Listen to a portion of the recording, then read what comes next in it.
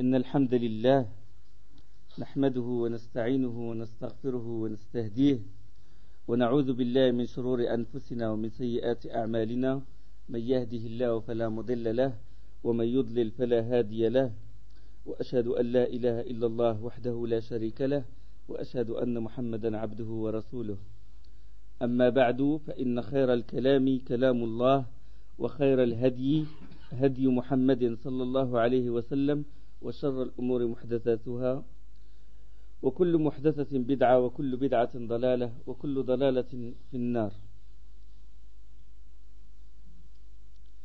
On est arrivé au 6e hadith du prophète sallallahu alayhi wa sallam qui est le suivant. عن رجل صحب النبي صلى الله عليه وسلم قال نهى رسول الله صلى الله عليه وسلم أن تغتسل المرأة بفضل الرجل أو الرجل بفضل المرأة وليغترفا جميعا. On rapporte d'un homme qui avait accompagné le prophète sallallahu alayhi wa sallam dire que l'envoyé d'Allah sallallahu alayhi wa sallam a interdit à la femme de se laver du reste de l'eau utilisée par l'homme et à l'homme de se laver du reste de l'eau utilisée par la femme, que chacun d'eux puise de l'eau.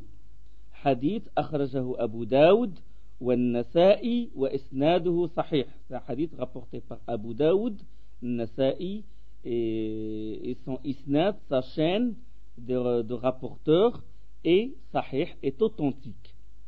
C'est ce qu'a dit Ibn Hajar al-Asqalani, l'auteur de ce livre. Il a dit ça, et ce hadith il est rapporté par d'autres. On a trouvé qu'il est rapporté par d'autres, à savoir l'imam Tahawi dans Sharh Ma'ani al-Athar, dans son livre Sharh Ma'ani al-Athar, et l'imam Ahmed dans son Musnad, l'imam Tayalisi dans son Musnad, et l'imam al-Bayhaqi. Donc en tout 6 imams qui ont rapporté ce hadith. L'auteur, comme j'ai dit, a dit la chaîne des rapporteurs est authentique. Sauf il y a le Bayhaqi. Le Bayhaqi, quant à lui, il a dit qu'il y a une défection dans ce hadith. C'est que l'homme qui a accompagné le prophète sallallahu alayhi wa sallam, on ne le connaît pas, anonyme, on ne le connaît pas. Et donc il a dit ça c'est une défection et il a jugé que le hadith est da'if à cause de ça. Mais cet anonymat, cette absence du nom de ce compagnon n'affaiblit pas le hadith. Il ne l'affaiblit pas. Pourquoi? Parce que les gens de Ahl Sunnah wal Jama'a disent que tous les compagnons du prophète sallallahu alayhi wa sallam sont dignes de confiance. Donc peu importe si on connaît le nom, on ne le connaît pas, de toute façon le hadith il est sahih, même si on ne connaît pas le nom de ce compagnon là, puisque le rapporteur, le tabi'i, et qui dit tabi'i, celui qui a vécu l'époque des compagnons, n'a pas vécu avec le prophète sallallahu alayhi wa sallam, n'a pas vu le prophète sallallahu alayhi wa sallam, il dit, qu'il s'appelle déjà Humayd ibn Abd al-Rahman al-Himyari, il dit à rajulin sahiba Rasulullah sallallahu alayhi wa sallam. On rapporte d'un homme, il dit d'un homme, selon un homme qui avait accompagné le prophète sallallahu alayhi wa sallam. Donc puisqu'il a accompagné, donc sa parole est prise en considération, il est crédible. Et ce qui renforce ça, ce qui le renforce, c'est que le rapporteur Humayd ibn Abd al-Rahman al-Himyari, il dit un homme qui avait accompagné le prophète sallallahu alayhi wa sallam comme durant 4 ans, comme l'a accompagné Abu Huraira radiyallahu anhu. Il a dit à rajulin sahiba Rasulullah sallallahu alayhi wa sallam 4 سنين kama sahibahu Abu Huraira, comme l'avait accompagné Abu Huraira. Donc cette personne n'a pas seulement vu le prophète sallallahu alayhi wa sallam, ni l'a rencontré une rencontre passagère, mais il l'a accompagné 4 ans. Donc sans doute il a dû rapporter plus que ce hadith, d'autres hadiths, d'accord, puisque 4 ans, sans doute il a dû rapporter d'autres hadiths du prophète sallallahu alayhi wa sallam, d'accord. Et ce hadith là, en plus, pour vraiment pour renforcer encore l'authenticité, il a ce qu'on appelle un shahid. Et on a parlé du shahid. C'est un hadith témoin. Quand on a un hadith rapporté par un compagnon, et puis on a trouvé un autre texte qui a le même sens et qui est rapporté par un autre compagnon, on dit que ce hadith-là, il est témoin. Il approuve, il le renforce. D'accord?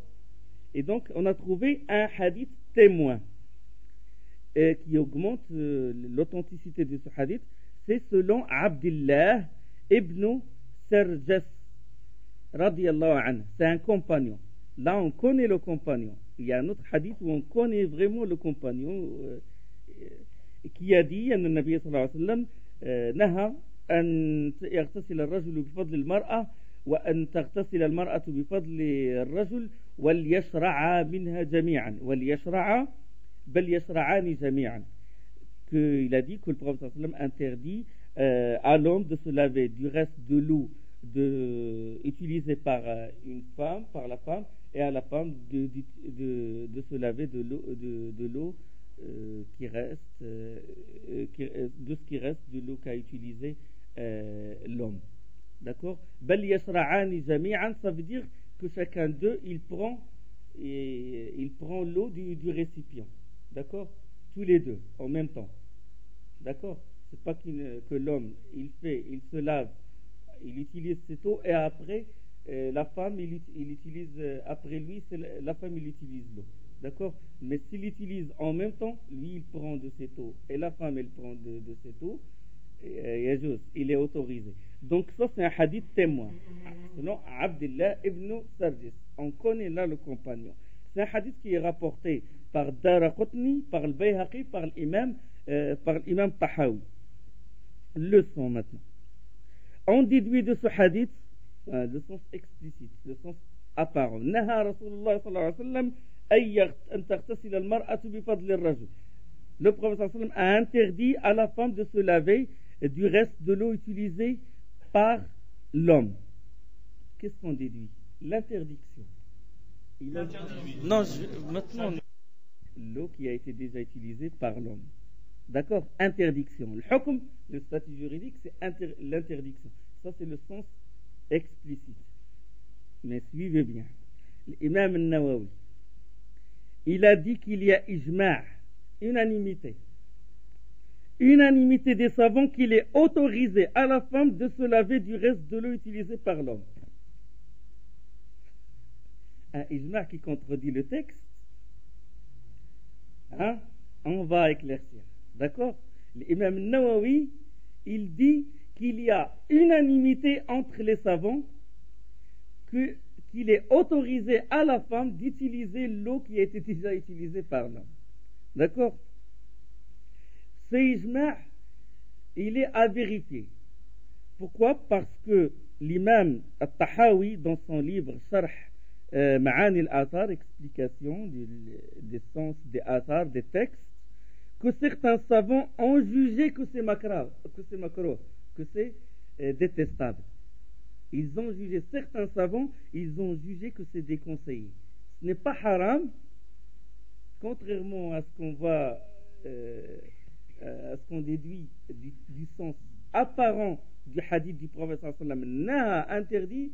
Et il y a certains qui ont dit, la majorité qui ont dit qu'il est autorisé à la femme d'utiliser cette eau, et que l'imam Tahawi l'a dit, il a rapporté que certains savants on dit que c'est makruh. Ce n'est même pas illicite, interdit, mais c'est juste makruh, déconseillé. D'accord? Donc la majorité ils disent que c'est autorisé. Mais si on réunit ce qu'a dit l'imam Tahawi, ce qu'a dit l'imam Nawawi, on peut dire qu'il y a unanimité que ce n'est pas interdit. D'accord? Certains savants ils disent qu'il est autorisé à la femme d'utiliser l'eau qui a été utilisée par l'homme. Et l'imam Tahawi, il rapporte, il a dit, j'ai entendu certains savants dire que c'est juste déconseillé. Conclusion, unanimité que ce n'est pas interdit. D'accord? Par la suite, on va détailler. Bon, ça c'est la première partie du hadith. Ça veut dire que qu'il est autorisé à la femme d'utiliser l'eau qui a été utilisée par l'homme. Maintenant, il a interdit à l'homme de se laver du reste de l'eau utilisée par la femme. La deuxième partie du hadith. Il y a deux avis des savants. Le premier, c'est qu'il est haram, il est illicite. C'est l'avis de bon nombre de compagnons, parmi lesquels Abdullah ibn Sarjas, lui-même qui rapporte le hadith, rapporté par Daraqutni ou al-Bayhaqi ou l'imam Tahawi, lui-même qui rapporte que le prophète a interdit à la femme d'utiliser l'eau qui a été utilisée par l'homme. Donc, il y a ce compagnon-là qui dit qu'il est interdit, illicite. Il y a le Hakam ibn Amr al-Ghifari, et on va donner son hadith. Il y a Jouayriya, la fille bint al-Harith. Vous vous rappelez de Jouayriya, la bataille de Bani al-Mustalaq? Vous avez révisé la sira du prophète sallallahu alayhi wa sallam. Jouayriya, la femme du prophète sallallahu alayhi wa sallam. Salama, la femme du prophète sallallahu alayhi wa sallam. Et Omar ibn al-Khattab, ils disent qu'il est illicite. L'imam Ahmed, il dit cette interdiction a été confirmée par d'autres compagnons. Dans le cas où la femme s'isole avec cette eau, où elle prend le récipient, elle s'isole avec cette eau et l'utilise. Donc ça, ce qu'a dit l'imam Ahmed. Et c'est aussi l'avis de l'école Zahirit. C'est une école autre que les 4 écoles. D'accord? École qui a été bâtie par l'imam Daoud al-Zahiri rahimahullah, et celui qui a vraiment fait répandre la jurisprudence Zahirit, surtout en Espagne, en Andalus, c'était Ibn Hazm rahimahullah. Donc l'école Zahirit, Ishaq ibn Rahawayh, l'imam Ahmed, et parmi les tabi'in, il y a Al-Hassan al-Basri, il y a Saïd ibn al-Musayyib. Tout cela, ils disent qu'il est interdit à la femme d'utiliser l'eau qu'a utilisé l'homme. Quels sont les arguments de cette école-là? Quels sont leurs arguments? Le premier argument, clair, hadith. Le hadith, clair. Le prophète sallam a interdit à la femme d'utiliser. Deuxième argument, le deuxième hadith de Abdullah ibn Sarjas, qu'on a évoqué. Le troisième hadith, c'est le hadith de l'Hakam ibn Amr al-Ghifari, compagnon du prophète sallallahu alayhi wa sallam, qui disait que l'envoyé d'Allah a interdit à l'homme de faire les ablutions du reste de l'eau utilisée par la femme. C'est un hadith rapporté par les 5, et qui dit les 5, c'est Abu Daoud, Tirmidhi, Nasa'i, Ibn Majah et l'imam Ahmed. Voilà. C'est un hadith rapporté par les 5, et l'imam Tirmidhi, il a dit Hassanahu Tirmidhi, c'est avec un isnad assez bon. وصححه ابن ماجه وابن حبان. ابن ماجه l'ont qualifié d'authentique, وضعفه الإمام البخاري والنووي. البخاري النووي ont dit que c'est un hadith faible, que c'est un hadith daïf. Ça, c'est l'avis de ce groupe de savants. Il est interdit, et ils ont donné les arguments, les 3 preuves qu'on a évoquées. Maintenant, le deuxième avis. La majorité des savants, Hanafites, Malikiya, Shafi'iyya, une version de l'imam Ahmed, et certains compagnons aussi, parmi lesquels Ibn Abbas, Maïmouna bint al-Harith radiyallahu anhum, et d'autres compagnons. Ils ont dit que ce n'est pas illicite, qu'il est autorisé à l'homme de se laver, de faire les ablutions avec l'eau qui a été utilisée par la femme. Leurs arguments maintenant. Imam Muslim et l'imam Ahmed, ils rapportent qu'Ibn Abbas a dit que le prophète sallallahu alayhi wa sallam se lavait du reste de l'eau utilisée par Maïmouna radiyallahu anha. Kana yaghtasilu bi fadli Maïmouna. Et hadith rapporté par Muslim et Imam Ahmed, hadith sahih.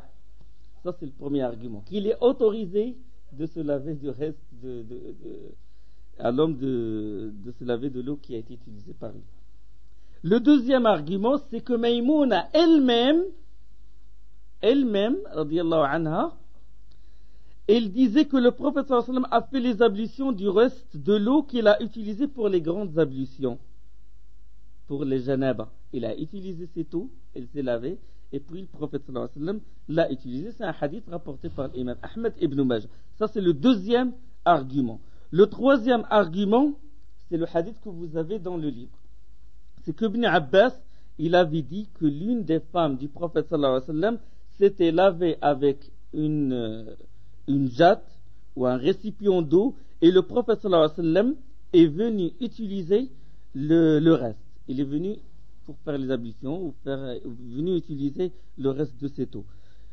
Puis la femme du prophète sallallahu alayhi wa sallam a dit, j'étais en état de janaba. Il a averti le prophète sallallahu alayhi wa sallam, il a dit, j'étais en état de janaba. Et le prophète sallallahu alayhi wa sallam lui a répondu, l'eau n'est pas souillée. Inna al-ma'a la yajnub. Inna al-ma'a la yajnub. Hadith rapporté par les 5, Abu Dawud, Tirmidhi, Nasa'i, Ibn Majah et l'imam Ahmad, rapporté par l'imam al-Hakim et l'imam Tirmidhi. Ibn Khuzayma l'ont qualifié d'authentique. C'est un hadith authentique. D'accord. Donc ça, c'est les preuves comme quoi le prophète sallallahu alayhi wa sallam, il a utilisé cette eau-là. Quatrième argument, c'est qu'il y a des hadiths où est autorisé que l'homme et la femme se lavent ou font les ablutions ensemble à partir d'un même récipient. Ça, c'est un argument comme quoi il est autorisé à la femme d'utiliser l'eau qui a été utilisée par une femme, et vice versa. D'accord? Puisqu'ils tous les deux, ils peuvent se laver ensemble et prendre l'eau d'un même récipient. D'accord.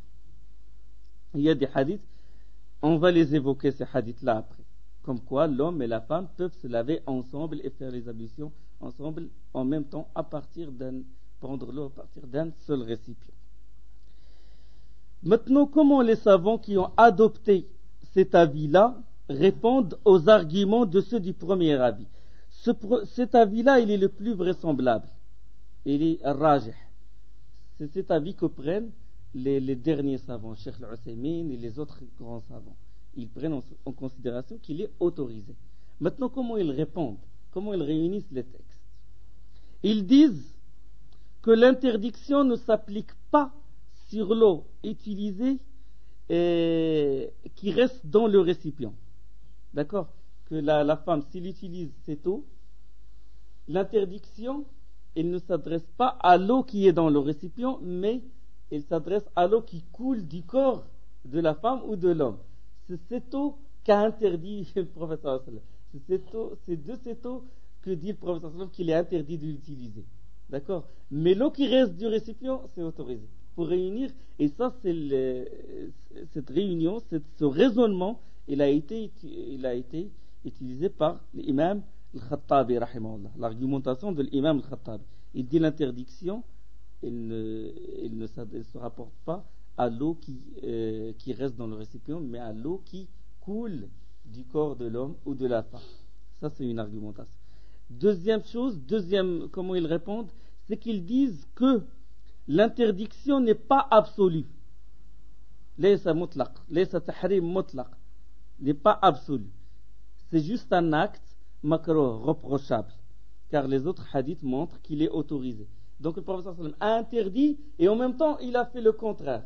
Il a interdit à l'homme d'utiliser l'eau qui a été utilisée par la femme, et lui-même il a fait les ablutions avec l'eau de Maïmouna, et il y a d'autres hadiths aussi qui le confirment. Donc ça fait baisser l'interdiction, le statut juridique de l'interdiction au reprochable. Ça veut dire qu'il n'est pas haram, qu'il n'est pas interdit, mais c'est juste makruh. D'accord? C'est juste makruh. Des fois, parce que le prophète sallallahu alayhi wa sallam, il interdit des choses et il fait exprès la chose pour montrer à sa communauté, parce qu'il est de toute miséricorde pour sa communauté, il veut alléger, il ne veut pas alourdir. Il dit yanha, il interdit et puis il fait le contraire. Ce qu'il a interdit, il le fait pour montrer que pour alléger le hukm, pour alléger la loi pour sa communauté, et pour qu'il ne s'efforce pas, pour que sa communauté ne s'efforce pas, parce que beaucoup d'interdictions, c'est lourd pour la communauté. Pour montrer que ce n'est pas interdit, mais c'est juste makruh de faire la chose. Donc ça, c'est l'avis de la foule des savants, le jumhur, le ulama, et c'est l'avis le plus vraisemblable, et c'est l'avis que nous, les communs des gens, on prend des savants contemporains, à savoir Cheikh Al-Uthaymin, hafidhahullah. Donc, c'est pas interdit, c'est reprochable. Maintenant, la troisième partie du hadith. La troisième partie du hadith. Donc, la première partie, que l'homme utilise, que la femme utilise l'eau qui a été utilisée par l'homme, ça, il est autorisé. L'imam Nawawi, il a dit, il a presque unanimité des savants, que l'homme utilise l'eau qui a été utilisée par la femme, ça, ce n'est pas interdit de toute façon. Et dans le cas extrême, c'est reprochable, c'est makruh. D'accord? Maintenant, la troisième partie du hadith, وَلْيَغْتَرِفَا جَمِيعًا, et que tous les deux prennent de cette eau. L'homme et la femme prennent de cette eau. Donc, à partir de cette partie du hadith, on déduit qu'il est autorisé à l'homme et à la femme de se laver ensemble en puisant l'eau à partir d'un même récipient. Les arguments, on les a. Le hadith de la personne qui a accompagné le prophète sallallahu alayhi wa sallam, le premier hadith, le deuxième hadith de Abdullah ibn Sarjis, et le troisième hadith, c'est celui qui est rapporté par l'imam al-Bukhari selon Abdullah ibn Omar. L'imam Bukhari le rapporte qu'Ibn Omar disait كان الرجال والنساء يتوضؤون على عهد رسول الله صلى الله عليه وسلم جميعا. Les hommes et les femmes faisaient les ablutions ensemble à l'époque de l'envoyé d'Allah. À l'époque, faisaient les ablutions en même temps à partir d'un seul récipient à l'époque de l'envoyé d'Allah sallallahu alayhi wa sallam. D'accord?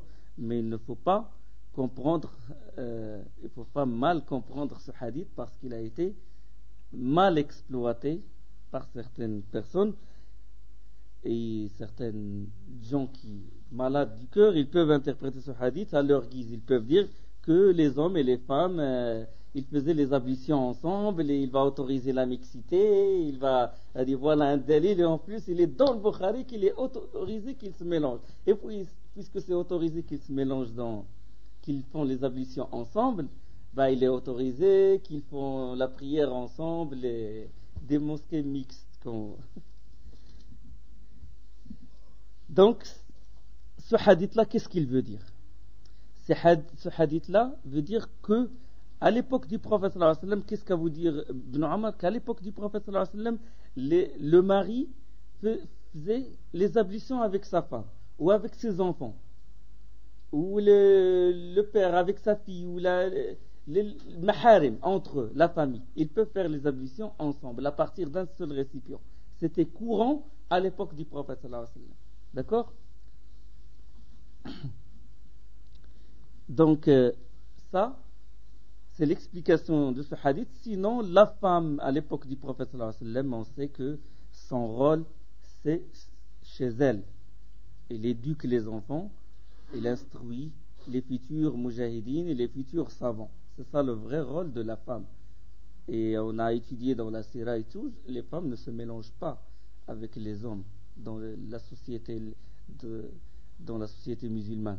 Dans la meilleure société, celle de Médine, à l'époque du prophète sallallahu alayhi wa sallam, les femmes étaient à part, les hommes étaient à part, il n'y avait pas de mélange. Et même dans Talab al-Ilm, il y a le hadith qui est dans le Bukhari, quand selon Abi Sa'id al-Khudri, que les femmes, ils se sont plaints auprès du prophète sallallahu alayhi wa sallam, ils ont dit Ghalabana alayka ar-rijal, les hommes nous ont prévalus, nous ont dominés, c'est eux qui prennent le savoir de toi et nous on ne prend rien. Et il faut nous consacrer un jour pour nous apprendre la science, et il a réservé un jour spécial pour les femmes. Et il a réservé un jour spécial. C'est dans le hadith où le prophète sallallahu alayhi wa sallam il dit qu'une femme qui perd 3 enfants, dont 3 enfants sont morts, et ils vont être comme un hijab entre elle et l'enfer. Ça veut dire qu'ils vont la protéger contre l'enfer si elle patiente, bien sûr, entre parenthèses. Et une des femmes, il a dit, et 2 ont envoyé d'Allah, et le prophète sallallahu alayhi wa sallam a dit, et 2. Si une femme perd 2 enfants, ils vont former le voile entre elle et l'enfer. Ils vont la protéger. Donc, ils étaient isolés. Donc ça, c'est une preuve comme quoi les hommes et les femmes faisaient les ablutions ensemble. Le mari et sa femme, et où le mari, ou le père et sa fille, etc. C'est autorisé. Et une autre preuve, c'est le hadith d'Umm Salama qui rapporte, il dit كنت أغتسل أنا ورسول الله صلى الله عليه وسلم من إناء واحد من الجنابة. Ça concernant le mari et sa femme. Umm Salama, il dit, l'envoyé d'Allah sallallahu alayhi wa sallam, et moi faisions les grandes ablutions ensemble, en puisant l'eau d'un même récipient. C'est un hadith muttafaq alayh, hadith rapporté par le Bukhari et Muslim selon Salama. Et il y a un autre hadith, c'est le hadith de Aïcha. كنت أغتسل أنا ورسول الله صلى الله عليه وسلم من إناء واحد من الجنابة نغترف جميعا فيبادرني. C'est un hadith muttafaq alayh rapporté par l'imam Bukhari Muslim que Aïcha il rapporte qu'elle se lavait, elle et le prophète sallallahu alayhi wa sallam, en prenant l'eau d'un même récipient, le mari et sa femme. Donc c'est autorisé. D'accord? Jusqu'au point où l'imam Nasa il rapporte, il dit Aïcha il dit que le prophète sallallahu alayhi wa sallam prenait plus d'eau que moi, et moi je criais, je lui dis laisse-moi-en un peu, et lui aussi il dit laisse-moi-en un peu. C'est une façon de taquiner sa femme, comme le prophète sallallahu alayhi wa sallam plaisantait avec ses femmes. C'est un hadith rapporté par Nasa'i. Donc concernant ça, que l'homme et la femme peuvent faire le ghusl, les grandes ablutions ensemble, le mari le mari et sa femme font le ghusl ensemble et les ablutions ensemble, là-dessus il y a ijma', unanimité des savants.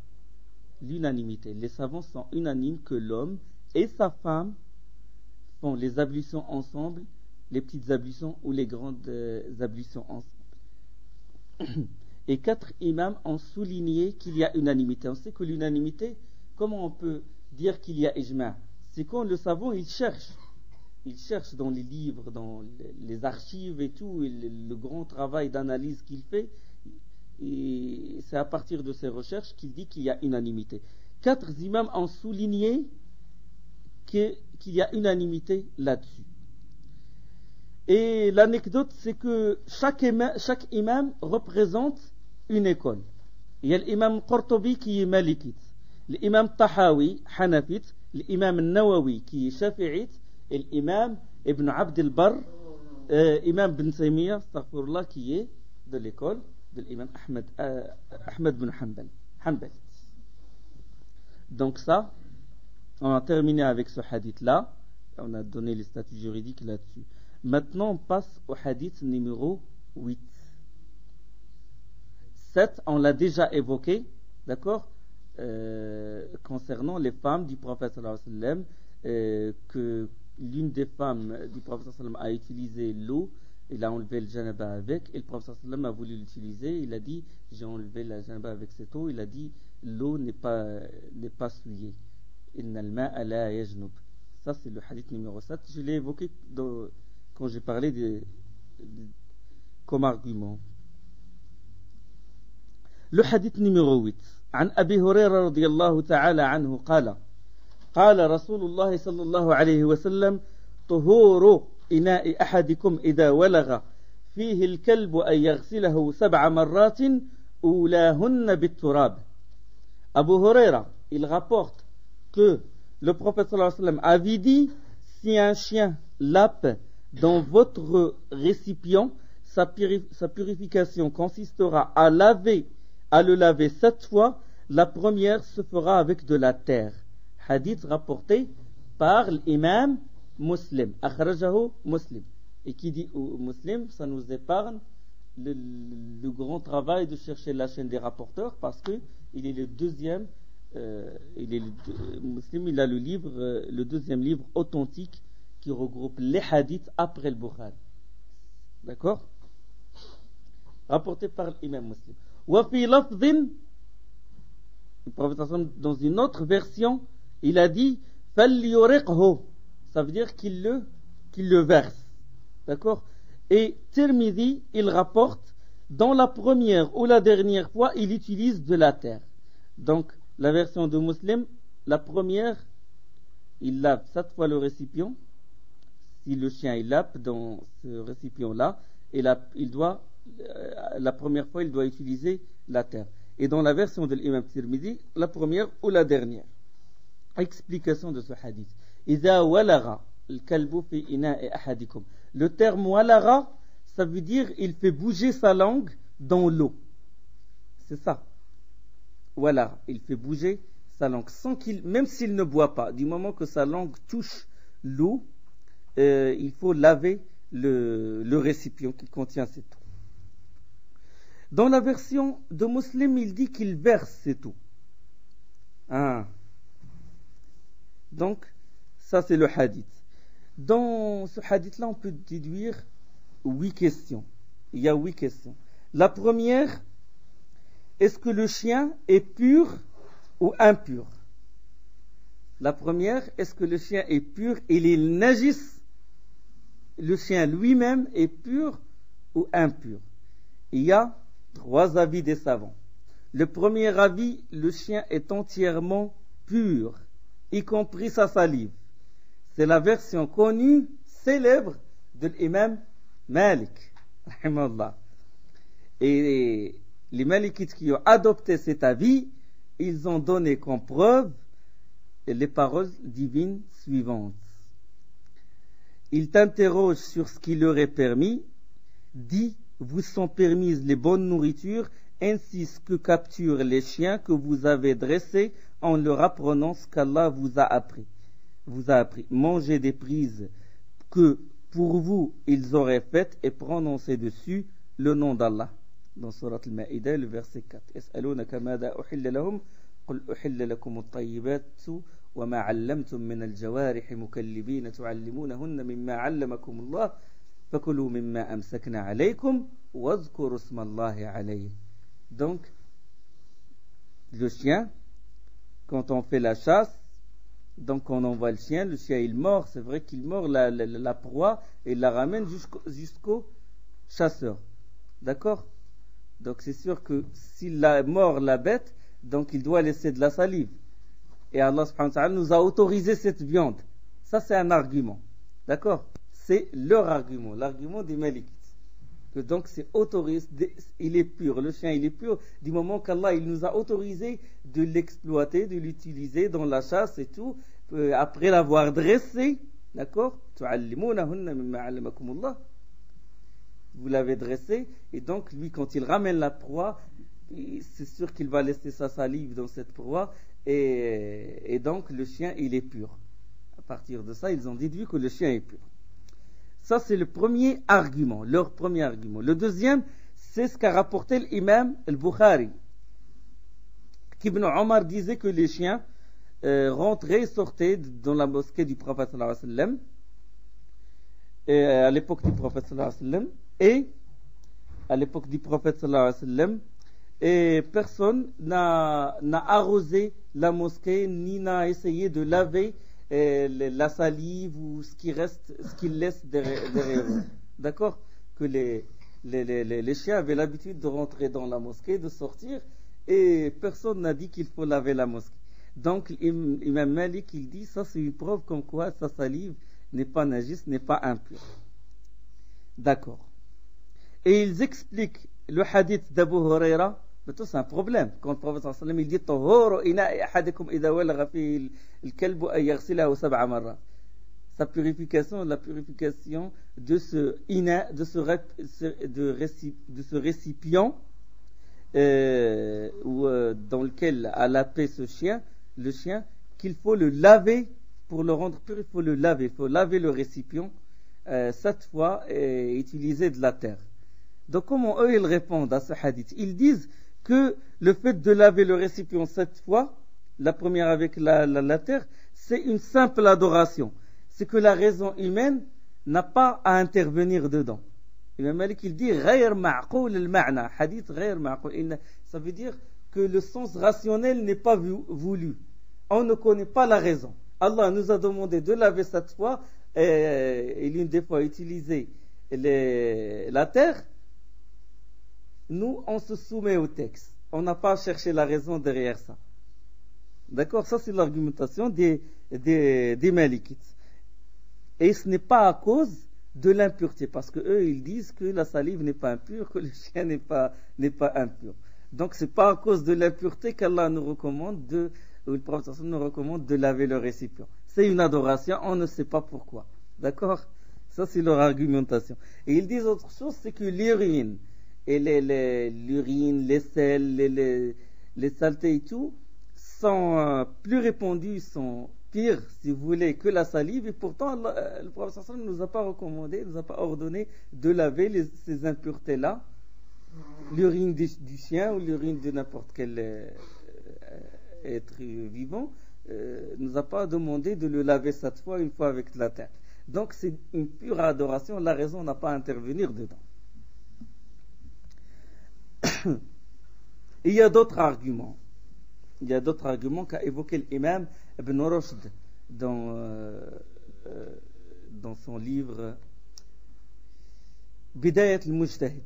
Dans son livre Bidayat al-Mujtahid. Ça, c'est un avis. On a évoqué cet avis et les arguments de cet avis. Le deuxième avis, c'est que le chien est totalement impur. Une autre école maintenant. Ils disent même son poil est impur. C'est Madhab l'imam Shafi'i et une version de l'imam Ahmed. Leur preuve, c'est le hadith de Abu Huraira. Ils donnent comme preuve hadith Abu Huraira clair. Ils disent il est complètement impur. Le troisième avis, ils détaillent. Ils disent la salive du chien est impure et son poil est pur. D'accord? La salive est impure parce qu'on a la preuve là-dessus que s'il boit d'une eau, il faut laver le récipient cette fois. Donc ça, c'est une preuve claire et nette que sa salive est impure. Mais son poil, il n'est pas impur. Son poil, il n'y a pas de najasa là-dessus. Il n'est pas lui-même najis. Il n'est pas lui-même impur. On va parler, Inch'Allah, des poux, des animaux, après, Inch'Allah, dans les chapitres prochains, si on est vivant. Donc, la preuve, ils ont donné le hadith de Abu Huraira, et l'imam Cheikh Islam Ibn Taymiyyah, rahimahullah, il a dit c'est l'avis le plus vraisemblable, rajih, le plus acceptable, le plus solide. Et bon, on a donné, le hadith est une preuve claire, comme quoi la salive est impure. Et concernant le poil, Ibn Taymiyyah lui-même, il dit tous les poils, les plumes, la laine sont purs, que ce soit d'un animal dont la viande est comestible ou non, ou un animal domestique ou sauvage. La plume, ne parlons pas des peaux parce qu'on va parler de la peau après, Inch'Allah. Mais la plume, le poil, la laine, ils sont purs. Contrairement au sang et la viande, là il faut détailler. Ça, c'est parlant du hadith rapporté par Imam Muslim. La version maintenant, la version qui est rapportée par l'imam Muslim quand il dit qu'il le verse, il verse le récipient qu'a touché le chien avec sa langue. Est-il wajib, obligatoire de le verser ou non? Est-il obligatoire de verser cette eau ou non? Parce que dans Ilm al-Usul, la science des fondements de la religion, quand un verbe, quand il y a un ordre, normalement à la base, quand Allah il dit faites quelque chose, à la base c'est wajib. D'accord? C'est wajib et ala al-fawr, c'est wajib et il faut le faire immédiatement. Ça c'est à la base. Tant qu'on n'a pas de texte qui dit un contexte qui fait baisser le statut juridique de l'obligatoire au souhaitable. D'accord? Et il peut le baisser de l'obligatoire à l'autoriser carrément.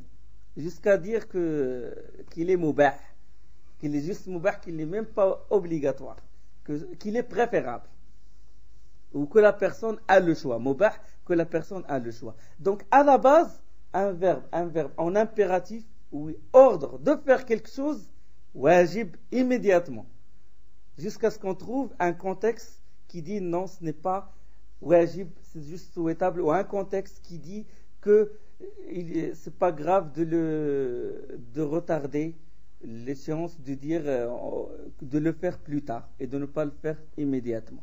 D'accord? Une foule de savants, grand nombre de savants, surtout chafi'ites, ont dit qu'il est souhaitable et non obligatoire. Par analogie aux autres impuretés dans les récipients. On les lave quand on en a besoin. Ils ont donné le contexte maintenant. Ils ont dit, puisque dans les autres récipients, des fois il y a de la saleté dedans, il y a des impuretés, et on les lave qu'après avoir besoin de ces récipients-là, de ces ustensiles. D'accord ? Qu'ils les lavent. Ils ont fait l'analogie avec les autres impuretés. Ils ont dit, ce n'est pas obligatoire et on doit, ce n'est pas, ça veut dire nul reproche si on retarde le fait de les laver. Et certains chafi'ites et zahirites ont dit qu'il faut le verser tout de suite, et ça c'est mieux, parce que si on laisse cette eau-là qui a été utilisée, ou a bu le chien, d'autres personnes peuvent l'utiliser et tout, donc pour vraiment éviter le problème et tout, et aussi éviter le doute, il vaut mieux s'en débarrasser et le verser. Maintenant, ça c'est la deuxième chose, ça c'est deuxième question. Ça c'est on a parlé de la première, maintenant de la deuxième, maintenant la troisième, c'est hukm. Le hukm du lavage, le statut juridique du lavage. Est-ce qu'il est obligatoire de laver cette fois? Est-ce qu'il est souhaitable? Ou quel est le hukm? Le fait de laver cette fois on sait qu'il se trouve dans Sahih et dans d'autres livres. L'imam Malik, il rapporte aussi un hadith comme ça. La majorité des gens de science, les Malikites, Shafi'iyya, les Hanabila et les Zahiriyya, ils ont dit que les 7 lavages sont obligatoires. Le fait de laver 7 fois, c'est obligatoire. D'accord? Les 7 lavages sont obligatoires. Ça, c'est le hukm. Les Hanafites, l'école Hanafite, ils ont dit que 7 lavages ne sont pas obligatoires. Les 7 lavages, Abu Hanifa et son école, ils ont dit que les 7 lavages, que si on lave le récipient moins de 7 fois ou plus de 7 fois, ce n'est pas grave. Et quels sont leurs arguments? Leurs arguments, c'est l'analogie. Ils ont dit qiyas, par analogie aux autres impuretés, il n'est pas obligatoire de laver 7 fois. Quand il y a une impureté, ce n'est pas obligatoire de compter 1, 2, 3, etc. On peut faire moins, on peut faire plus, jusqu'à ce que l'impureté s'enlève. Donc, ils ont dit que ce n'est pas obligatoire. Bien que cette analogie contredit le texte.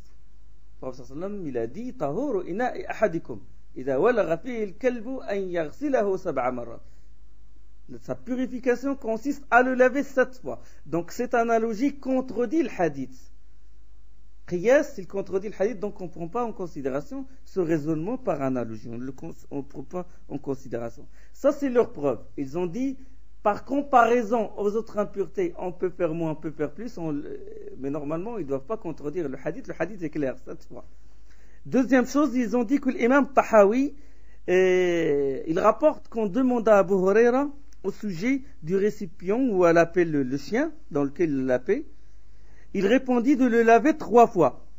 Et certains savants qualifient ce hadith d'authentique. Que Abu Huraira l'a dit, on le lave 3 fois. Et c'est Abu Huraira lui-même qui rapporte le hadith qui est sous ce chapitre qu'il faut laver 7 fois. D'accord? Donc lui, il a répondu, il a dit aux gens 3 fois, et il rapporte le hadith du prophète qu'il faut le faire 7 fois. Et là, il y a une règle chez Ahl-Sunnah wal Jama'a.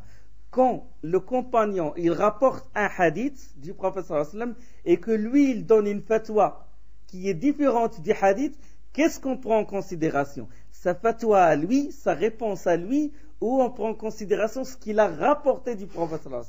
La règle, c'est qu'on prend en considération ce qu'il a rapporté du prophète sallallahu alayhi wa sallam. Taqdimu al-riwaya ala al-ra'i. On met en avant la riwaya, le hadith.